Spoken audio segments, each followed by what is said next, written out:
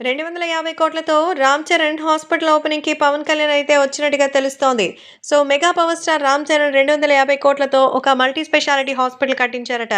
దాదాపు 2 ఏళ్లుగా ఈ హాస్పిటల్ ఏర్పాట్లు జరుగుతున్నట్టుగా తెలుస్తోంది. ఎట్టకేలకు హాస్పిటల్‌కి సంబంధించిన పనులు పూర్తవడంతో చరణ్ హాస్పిటల్ ఓపెనింగ్‌కి పవన్ కళ్యాణ్ అయితే వచ్చినట్టుగా తెలుస్తోంది.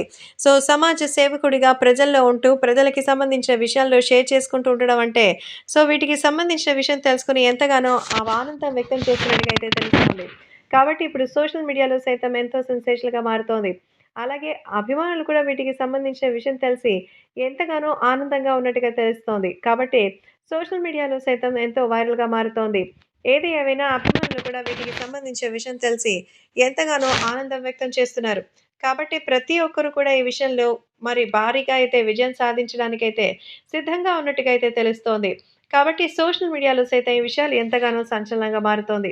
ప్రేక్షకులు కూడా ఈ విషయంలో ఎలాంటి నిర్ణయాన్నైనా సరే తెలియజేయడానికి సిద్ధంగా ఉన్నారట.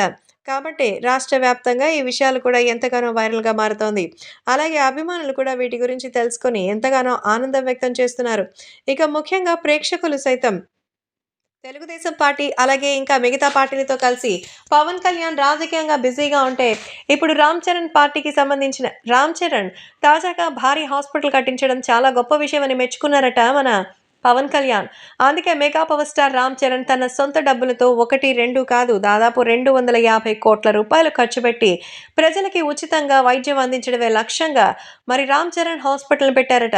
మరి ఈ ఉచిత హాస్పిటల్ విషయం తెలిసి ఎంతో ఎమోషనల్ అయినటువంటి మన పవన్ కళ్యాణ్ చరణ్‌ని ఆశీర్వదించినట్టుగా అయితే తెలుస్తోంది.